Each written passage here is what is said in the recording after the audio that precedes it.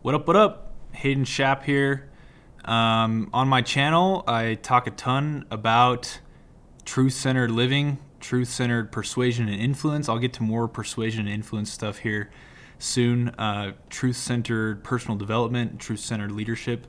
And that's kind of a play off of the 7 Habits of Highly Effective People, and talking about a principle center and my interpretation of what that means. Really, this my channel is meant to be a discussion of and just insights on the things that I care about most in my journey in learning those things and seeking to apply them. I'm trying to provide value to my sales reps who would listen to this and anybody else that I might care about, and then extending beyond to those that I don't know. Mostly, though, this is for me as a pursuit of discovering truth for myself and how it applies to organizational leadership, how it applies to persuasion and influence on a personal and on a group level, and how it applies to building character from within, and then living with competency from without in order to maximize the effects of that character.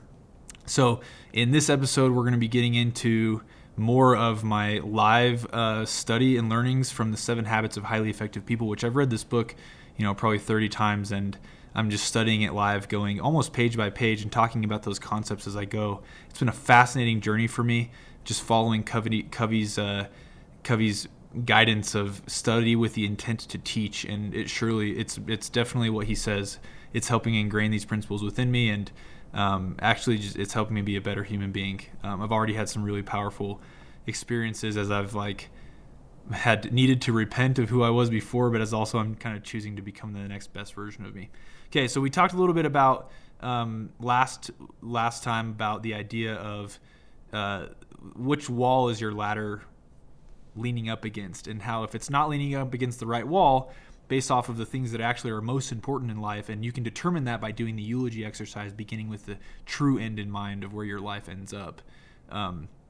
If the ladder's not leaning against the right wall, every step we take just gets us to the wrong place faster.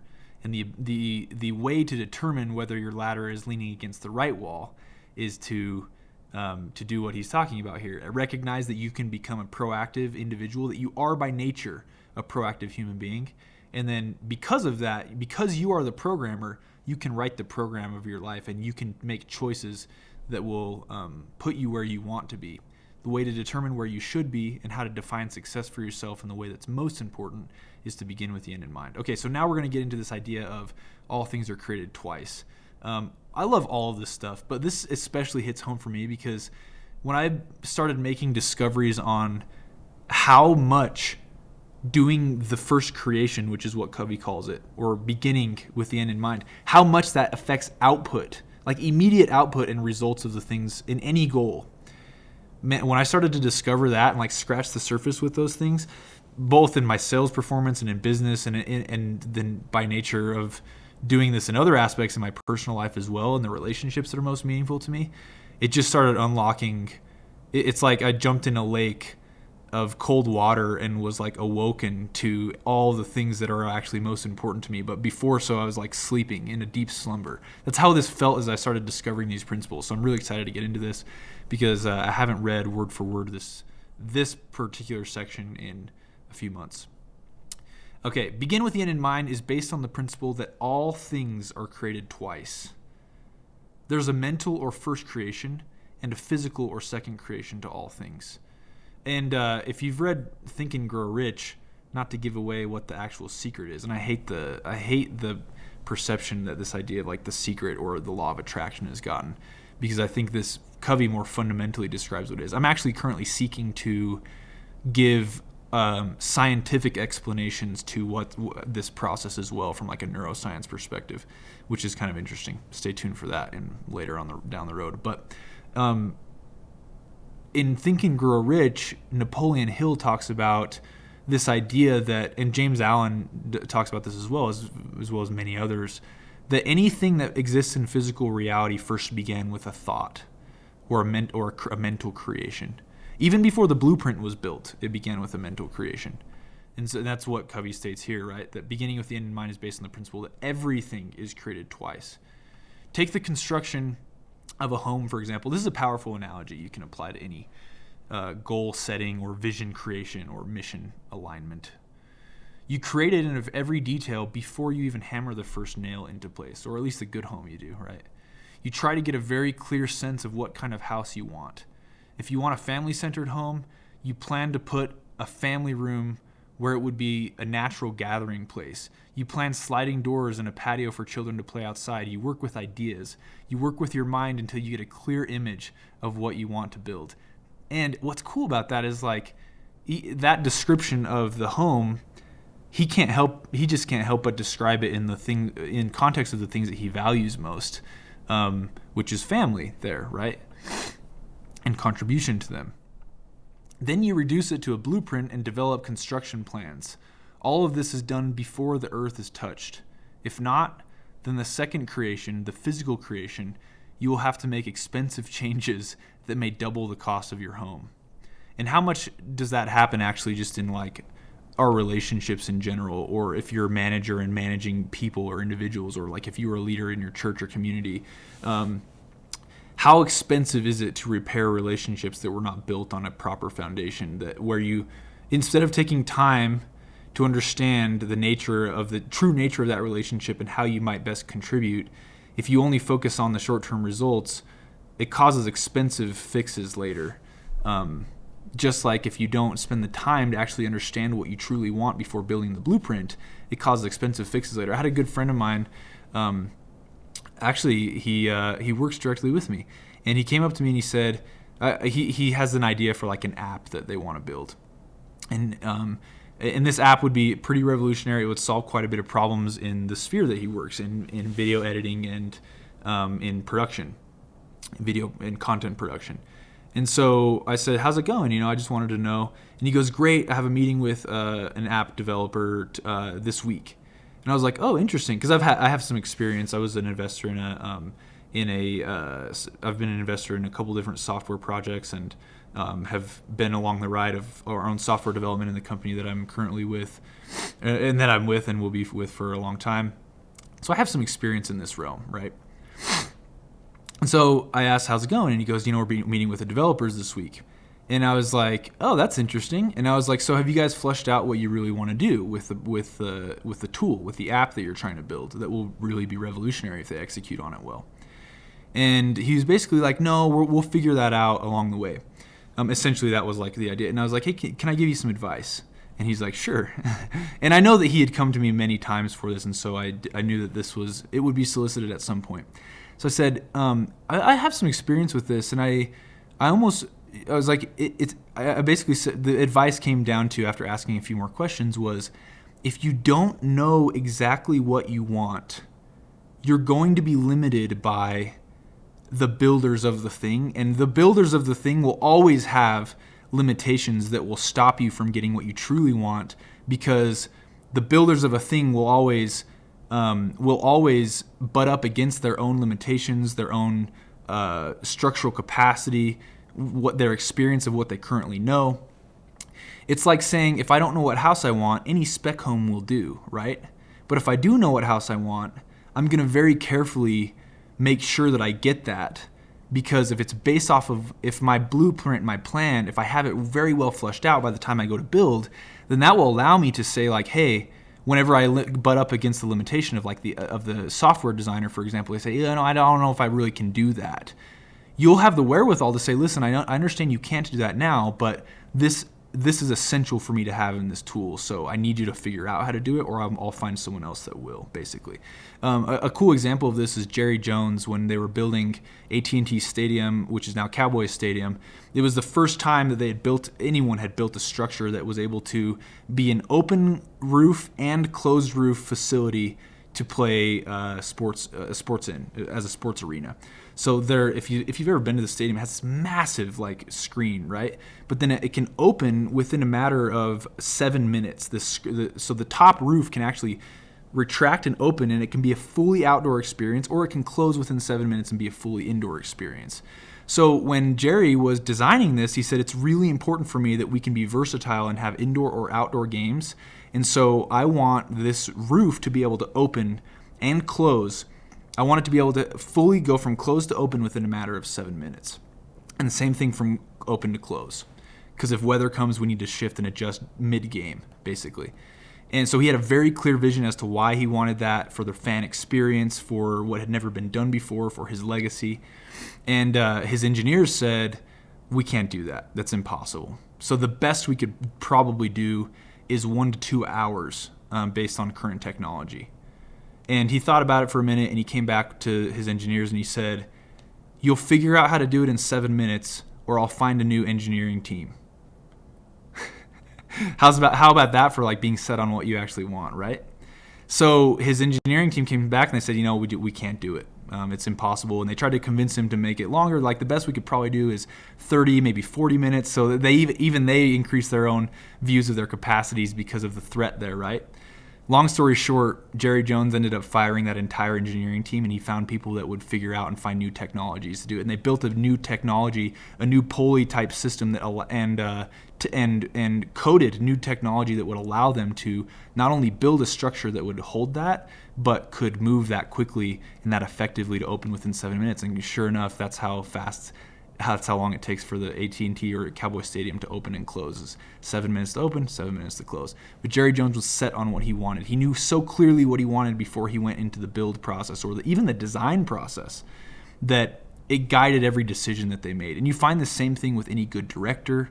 You find the same thing with any good person who has achieved wild successes. They have a very clear picture of what they want before they go in to build the blueprint even. And that what they want is, if it's strong, it's based off of these principles that are really meaningful to them. So yeah, it's kind of an interesting anecdote here. I have a ton of different stories about that. I was just talking with my buddy Rich Chavez, who has worked with Peter Berg, who's one of the most acclaimed directors of all time. And listening to stories about Peter Berg getting what he wants in his movies, it's no wonder he's so good, because he doesn't allow the limitations of the crew to determine the output that he's going to get as a director based on his vision. Fascinating stuff. Okay, then you decide to blueprint, develop construction plans. All of this is done before the earth is even touched. If not, then in the second creation, the physical creation, you'll have to make expensive changes, right? Or you just won't get what you want. The carpenter's rule is measure twice, cut once. You have to make sure that the blueprint, the first creation, is really what you want, that you've thought everything through. Then you put it into bricks and mortar. Each day you go to the construction shed and pull out the blueprint to get marching orders for the day. You begin with the end in mind, referencing that blueprint, right? For another example, look at a business. If you want to have a successful enterprise, you clearly define what you're trying to accomplish. You carefully think through the product or service you want to provide in terms of market target. Then you organize all the elements: financial, research and development, operations, marketing, personnel, physical facilities, and so on, to meet the objective.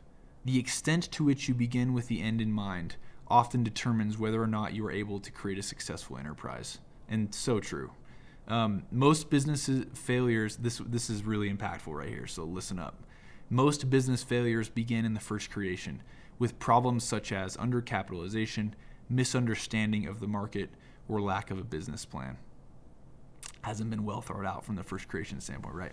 The same is true with parenting.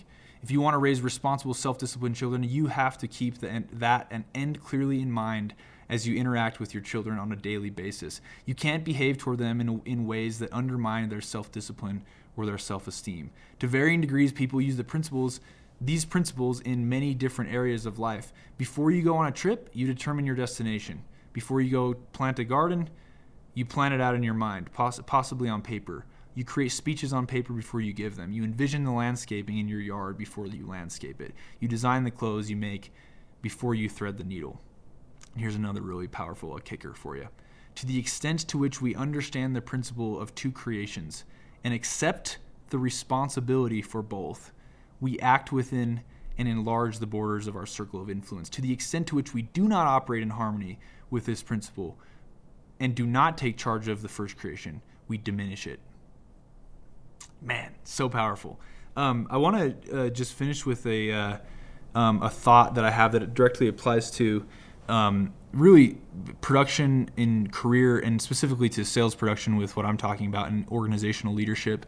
But almost like what I would do, what I would tell my younger self when I was first starting out and setting goals for my sales season and this is literally exactly how I'm going about even planning with my wife on what type of parents we want to be. It's the same principle. It's a fundamental, universal principle that applies to everything that is important to you, and hopefully your career is.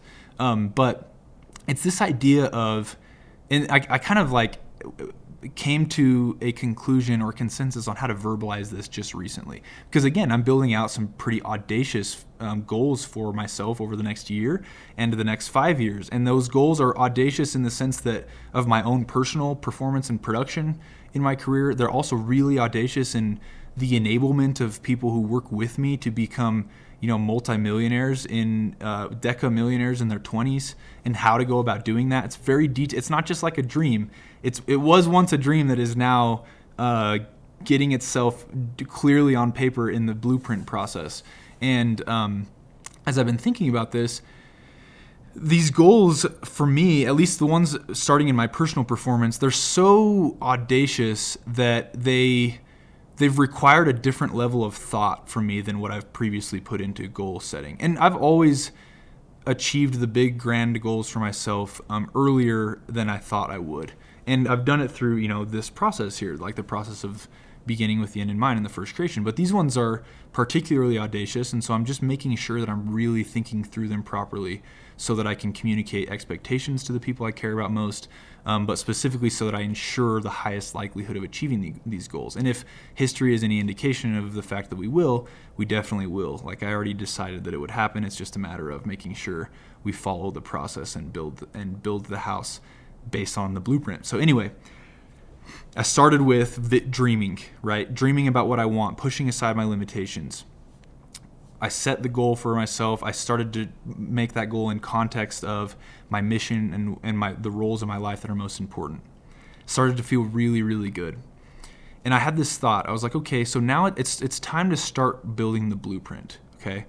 So one of the ways that I would build the blueprint is I started thinking about like, okay, I don't think I'm disciplined enough to execute on the schedule I'm going to need to execute on during the sales season in order to get these outcomes. So what do? I don't just abandon the goal. I say, okay, I've got 4 months, so I'm going to practice disciplining myself as if it were the sales season so that I can deliver on value to my sales leadership, to my business partner, to the individual sales reps that I'm directly managing, to the managers of the managers, and then to my personal sales performance, right? Because I want that to be a part of it. So I realized that I need to like simulate the schedule for myself so that I could practice and become more disciplined within it. Instead of just hoping that the results will happen, I realized like, okay, this needs to be scheduled out and detailed in such a way. And then here's where this thought crystallized in my mind. I thought, if I were to go present this to my board of directors, and let's say on that board of directors there was my boss or business partners, my wife, my parents, all of the sales leaders that directly report to me, and then all of the individual salesmen, and then other key people in my life. If I was to go present this plan to them and say, hey, this is the way, this is the goal, and this is how I'm going to ensure that the goal happens. What if I had to present that to them like it was a master's dissertation or master's thesis or like a PhD final dissertation thesis? And that it had to be so thorough that they could ask me any question and I would have an answer to how it would happen. Well, when are you eating? Well, what type of food are you eating? Well, how are you're saying you're optimizing your nutrition. What does that mean? Are you spending time doing that? Or is a chef making it? Well, what about the ice baths you're taking? What about this cold hot water therapy that you're doing that's this priming that you say is going to have this impact on your capacity to whatever? What about your what about delivering value? You said you're going to deliver value to your sales leaders. How's that happening? Well, on this part of your schedule, it says that you're doing X, Y, and Z. Well, who have you communicated that to make sure that... So like, if I were to go present this to my board of directors, would I have the type of presentation where I would have answers to everything?